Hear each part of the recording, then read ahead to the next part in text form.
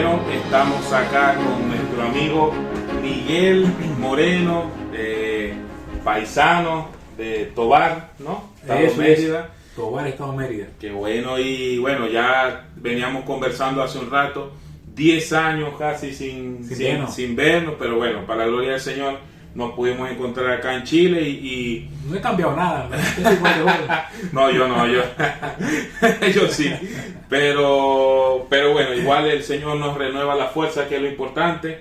Pastor Miguel es egresado del Instituto Bíblico de Benecer en Venezuela. Después supe por ahí que estuvo estudiando filosofía en la Universidad Católica Cecilio Acosta. También sé que con los sacerdotes se daba una buena agarrada por ahí. Y después me comentó que hizo un curso en Alfa y Omega, ¿no? Sí, ahí saqué una maestría en Teología y Mención Filosofía. Entonces lo tenemos teólogo, filósofo, lector empedernido de las escrituras y cualquier cosa por ahí que venga que pueda edificar, y además, bueno, buen apologista, y tiene una cantidad de escritos que vamos a ver la manera de hacerlos llegar en algún momento. Ha aprovechado el tiempo aquí en Chile para realizar escritos, ¿no? Varios estudios. Sí, he escrito más que predicado, si se quiere decir así. Bueno, yo creo que eso también le pasó al apóstol Pablo. Sí.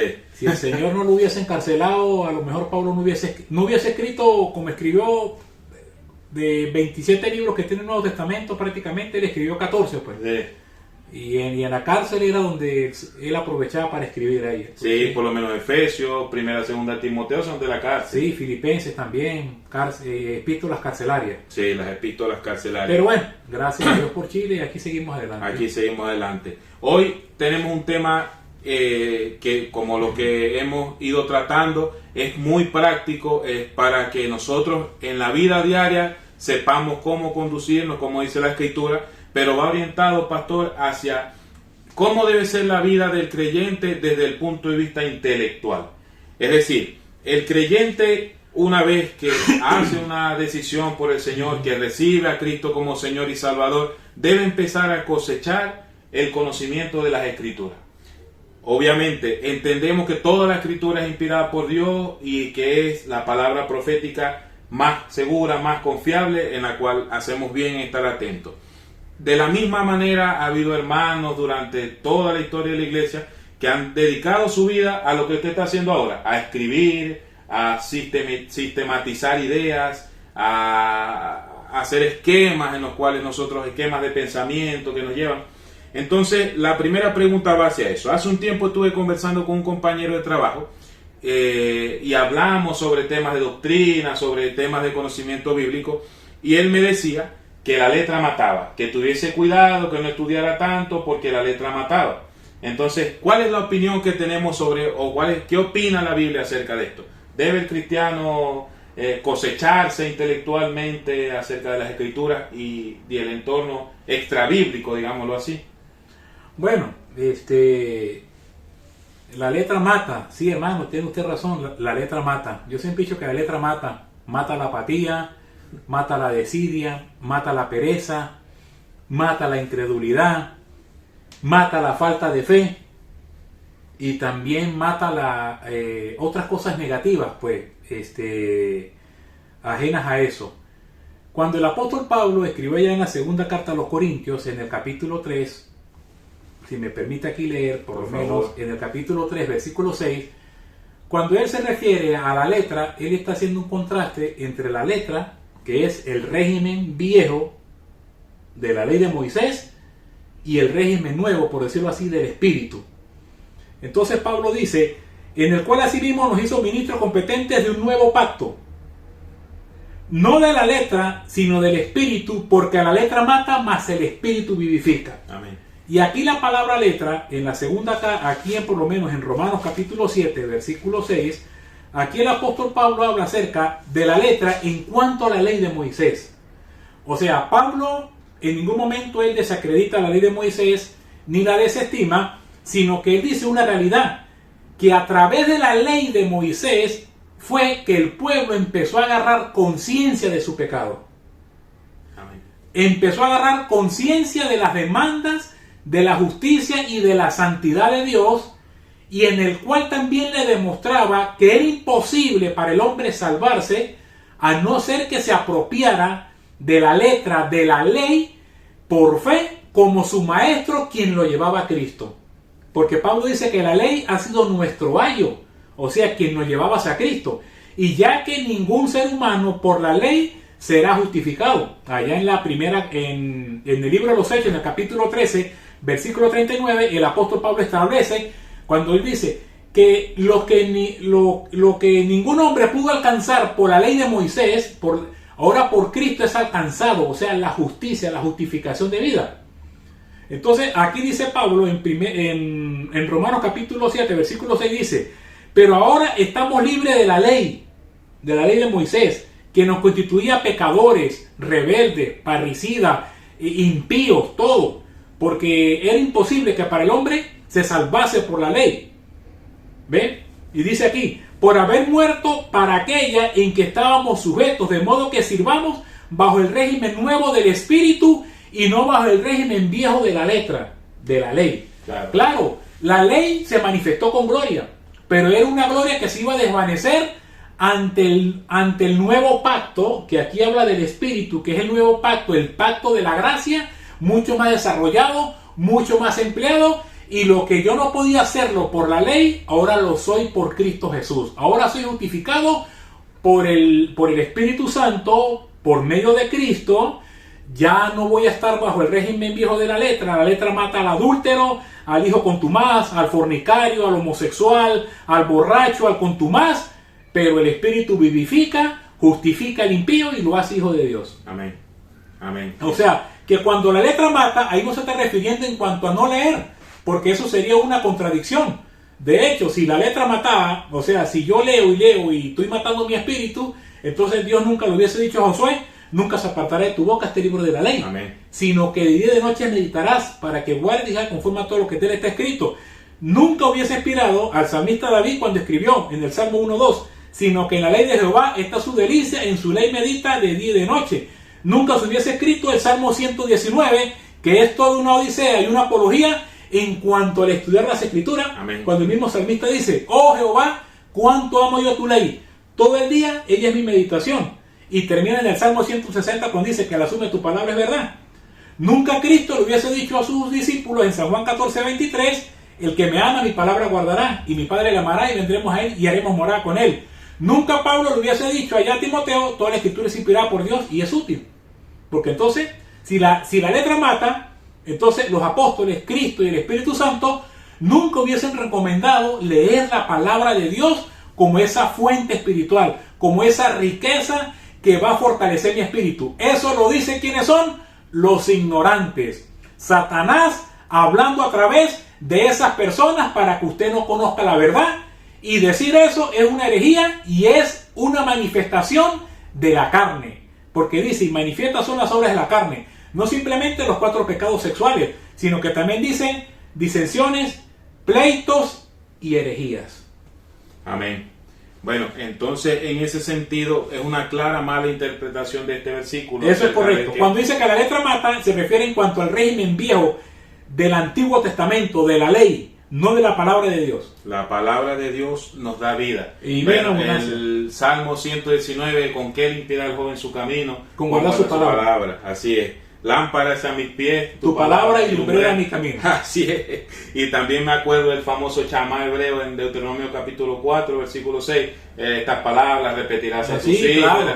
Y lo dijimos la semana pasada en el programa. El pastor Francisco, que fue el invitado, nos decía: a los niños denle la palabra de Dios, repítansela, pongan en la pared todos los días, canciones, juegos, todo el tiempo, porque la palabra de Dios primeramente nos vivifica, pero además de eso nos va edificando, nos va volviendo más santos. Y pastor, algunos libros que podamos sumar, no como recomendación, un autor específico, no eso, pero sí quizás, usted me decía hace tiempo, necesitamos algunas herramientas para una buena exégesis, para extraer bien los sermones, quizás un diccionario bíblico, una buena Biblia de estudio. Bueno, yo por lo menos, claro, son libros de consulta, eso nunca van a sustituir la palabra de Dios. Amén. Son libros de consulta, que nos van a enriquecer como parte del ministerio de enseñanza. Yo siempre les recomiendo un buen libro de hermenéutica, ejemplo, Inerrancia Bíblica, ¿Ya? el listón de la hermenéutica, hermenéutica de José Martínez Martínez, libros de homilética, por lo menos el de Quitín Silva, libros que la homilética es el arte de cómo elaborar un sermón, es un método. Entonces hay libros que nos enseñan. De hecho, usted me mostró uno ahí que me pareció interesante el contenido, o sea, los pasos que enseñan cómo elaborar un tema general, un tema específico, un punto principal. La hermenéutica, que es el arte de cómo interpretar la palabra de Dios, que nos habla acerca de los principios, de cómo usarlo, el principio histórico, gramatical, alegórico, cómo interpretar los símbolos, que eso también nos enriquecen a la hora de adentrarnos en el estudio de la palabra de Dios. Un buen libro de doctrina.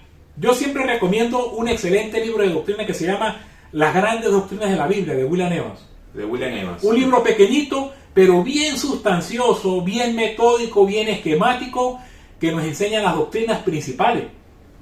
Libros de teología sistemática, hay muchos libros, autores, puede ser de John MacArthur, puede ser de Ronald McCoon, un libro muy excelente, también esquemático, de Gruden, de Wayne Gruden, también.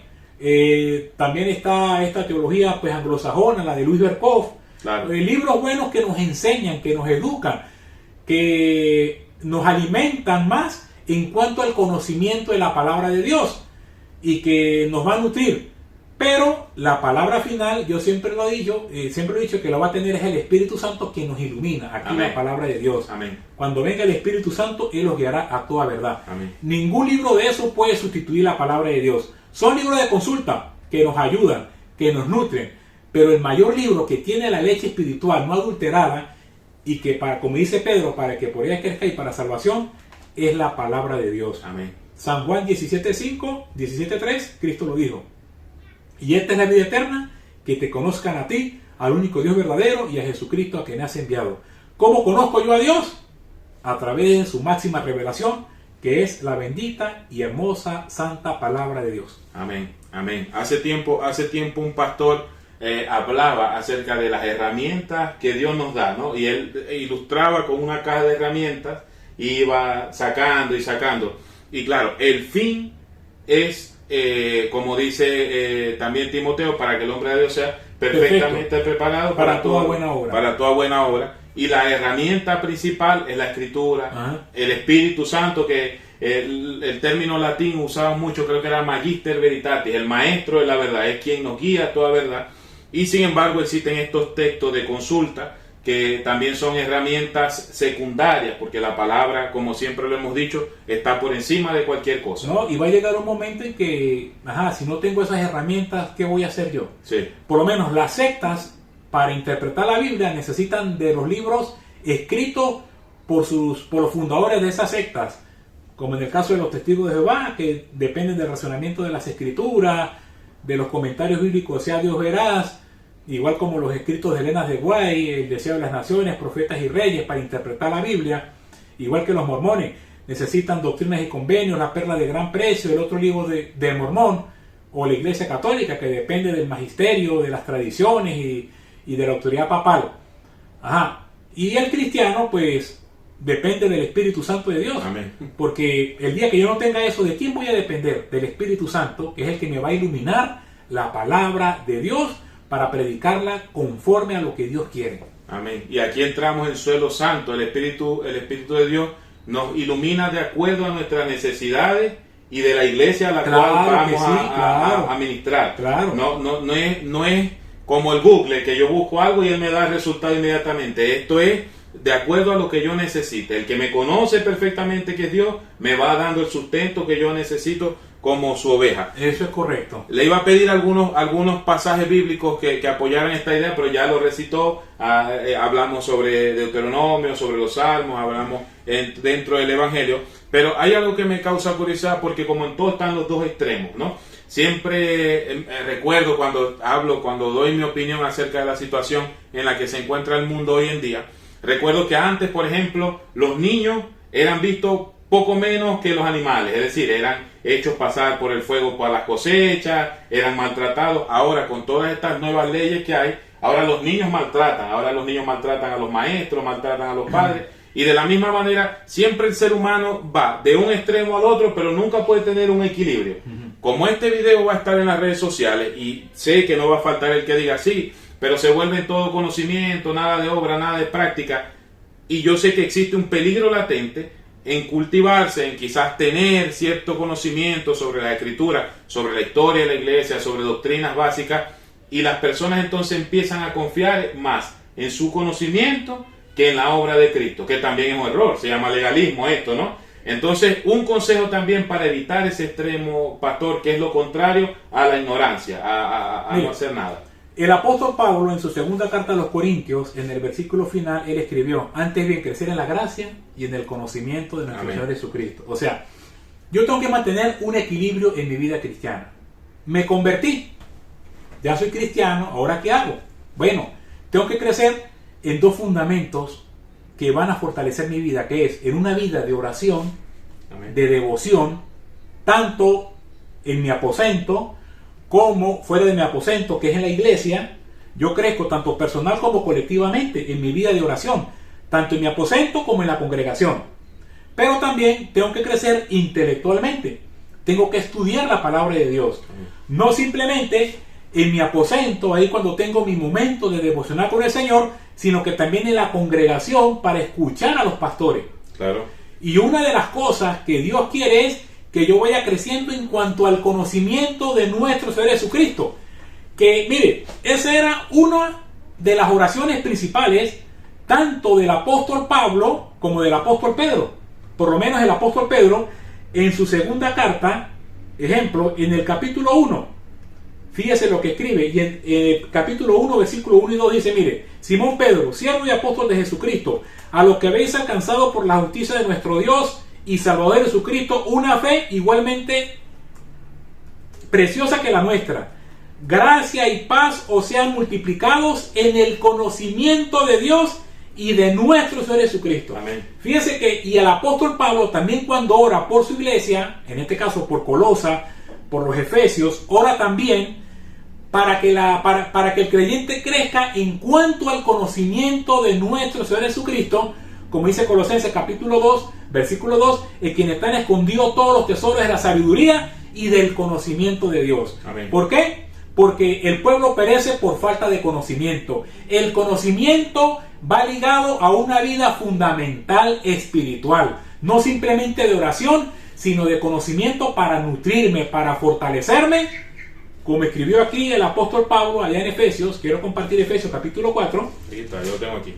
Efesios capítulo 4, versículo 12 en adelante. Fíjese, mire: a fin de perfeccionar a los santos para la obra del ministerio, para la edificación del cuerpo de Cristo, hasta que todos lleguemos a la unidad de la fe, a un varón perfecto, dice aquí, a un varón perfecto, y del conocimiento del Hijo de Dios, a la estatura de la plenitud de Cristo. Aquí está el objetivo, versículo 14. ¿Usted lo puede leer ahí? Sí, aquí está. ¿Qué dice el versículo 14? Versículo 14 del Cristo, ya que ya no seamos niños fluctuantes, llevados por doquiera de todo viento de doctrina. Por estratagema de los hombres.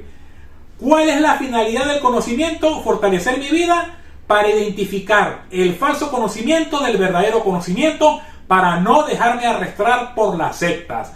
Cuando un cristiano se deja arrastrar por las sectas cristianas, pseudocristianas y por otros movimientos, es porque su fe no está fundada ni solidificada en el conocimiento de nuestro Señor Jesucristo.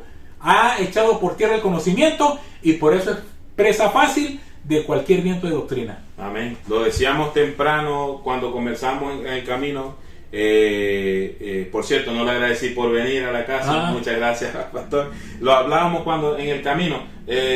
Hay muchos creyentes que son estafados por este pseudo evangelio del evangelio de la plata, de la prosperidad, que se llama, gracias pastor, el pseudo evangelio de la prosperidad. Y hablamos falta de conocimiento del verdadero evangelio. Como decimos en Venezuela, viendo arroz con pollo no hay quien coma caraota. El que conoce a Cristo de verdad no cae en esos engaños. Y lo otro, el corazón de la persona que se enfoca en los bienes materiales y por supuesto la ignorancia acerca del verdadero evangelio, de las escrituras, de lo que dice la escritura. Por ejemplo, en el mundo tendréis aflicción, pero no os preocupéis, yo he vencido el mundo. El Señor en cierto sentido nos promete de que sí vamos a pasar situaciones difíciles, pero que Él está con nosotros, de que la salvación, que cuánto pagará el hombre por su alma, dice también la escritura. Y en fin, muchísimos más versículos que apuntan a un verdadero evangelio y que muchas veces es reemplazado por un falso evangelio, por carencia de conocimiento de lo que la Biblia dice realmente. Hay también, pastor, en Efesios 4:11, Dios dice que hasta que todos lleguemos a la unidad de la fe y el conocimiento del Hijo de Dios y a un varón perfecto, a la medida y estatura y plenitud de Cristo. Sabe que esto no lo he dicho, pero epignosis, el nombre del canal, es esta palabra griega, conocimiento, pero el conocimiento interno, es decir, debemos sumergirnos dentro de lo que Cristo quiere para nosotros, de lo que Él representa para nosotros. Pero ¿cómo hacemos esto si no conocemos la verdad sobre Cristo? Si no entendemos cristología, para eso necesitamos estudiar la Escritura y herramientas a veces que nos lleven sistemáticamente a través de la cristología o de la teología propia. También lo hablamos hace un rato. Y viendo esto, pastor, una reflexión a las personas que nos ven, a las personas que nos escuchan, acerca del crecimiento en conocimiento, tanto de la Escritura, valiéndose de herramientas que hombres de Dios, que Dios también bendijo con sabiduría, nos han dejado durante el camino para nosotros hoy día poder usarlas y aplicarlas a nuestro ministerio. No es necesario ser pastor, no es necesario ser diácono, no es necesario ser maestro para conocer la Escritura. No es una tarea restringida solamente a esos ministerios. Todo creyente debe estar bien constituido con la armadura de Dios, como dice la Escritura, bien puesta, y saber usar bien la espada del Espíritu, que es la palabra de Dios, dice Efesios. Bueno, hay una parte aquí en Efesios, en el capítulo 1, versículo 17. Voy a leerlo aquí del versículo 16, cuando dice Pablo: no ceso de dar gracias por ustedes, haciendo memoria de vosotros en mis oraciones, para que el Dios de nuestro Señor Jesucristo, el Padre de gloria, el Dios, fíjese, os dé espíritu de sabiduría y de revelación en el conocimiento de Cristo, alumbrando los ojos de vuestro entendimiento, para que sepáis cuál es la esperanza que Él os ha llamado y cuál es la riqueza de la gloria de su herencia en los santos. O sea, la Biblia, el Espíritu Santo, Dios no lo da por medida, sino que nos lo dio a todos por igual. Amén. Todos somos templo y morada del Espíritu Santo. Nuestros nombres están inscritos en el libro de la vida. Somos parte del cuerpo de Cristo. Tenemos a un Dios por Padre. Dios nos ama a uno más que a otros. Al único Hijo de su preferencia, pues Cristo Jesús, porque cumplió con todas las demandas, murió y resucitó y lo exaltó a nuestro gran Dios Salvador Jesucristo, la segunda persona de la Trinidad. Pero a todos por igual. Desde que aceptamos a Cristo nos ama por igual. Pero depende de la calidad de vida que yo tenga con mi Señor, con mi Redentor y con la comunión del Espíritu Santo. Amén. Ahí sí me va a venir la bendición y el regalo del conocimiento de Dios. O sea, el conocimiento de Dios está disponible para todos, pero no todos quieren apropiarse, porque no todos quieren orar, no todos quieren congregarse, no todos quieren estudiar, leer 5 capítulos diarios de la palabra de Dios, sino que quieren tener una vida cristiana, quieren medirla de acuerdo a sus propias limitaciones, a sus propios intereses y no los intereses de Dios. Y por eso hay muchos cristianos de esos que son como los árboles bonsái, son pequeñitos y nunca crecen. Tienen 20 años y siguen siendo pequeñitos. Pero hay otros que tienen 5, 4 años y son unos tremendos robles. ¿Pero es por qué? Porque ellos se han entregado por fe en el Señor a todos, le han abierto su vida al Señor y cumplen con la voluntad de Dios y se entregan a un 100% en las cosas del Señor, y el Señor le da más. Porque al que más se entrega, el Señor más le da. Y entonces, yo le digo, estudiamos la palabra de Dios. El conocimiento, mire, hay teólogos que han salido de seminarios y usted les escucha predicar con el respeto y pareciera que no tuvieran nada. Pero hay otros que no han ido a ningún seminario, que no han ido a ningún instituto bíblico, pero se han metido con la palabra del Señor, tienen una vida de oración, de devoción, y manifiestan su fe a través de las buenas obras, y se congregan y estudian la palabra y la meditan, y cuando predican el Señor aún le da más, y uno dice, oye, pero este hermano tiene un conocimiento bárbaro, pareciera que regresó de un seminario, sí, del seminario del Plan BOA, Biblia, oración y ayuno, se han entregado a Dios. Amén, amén. El Plan BOA. ¿Ah? Así es. Bueno, ahí tienen pues más consejos.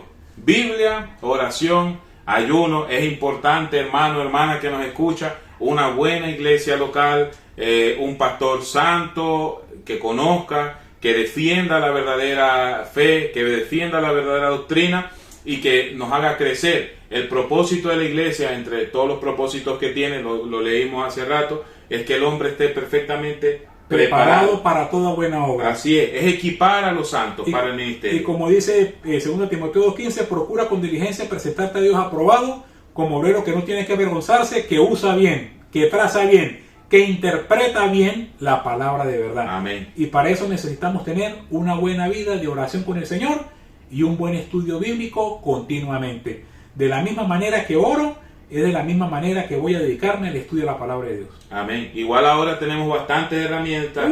Hace años atrás, bueno, los que nos precedieron a nosotros tenían que invertir dinero, ir a buscar un libro, buscar quién tenía el libro quizás. Ya sí. Nosotros ahora tenemos gran disponibilidad. No, ahora si no lo encontramos en una librería que son muy accesibles, ya lo podemos encontrar en PDF, bajarlos por internet. O sea, hasta audiolibros. O sea que el conocimiento ahorita está mucho más fácil de adquirir y de aprender que antes. Así que aprovechemos.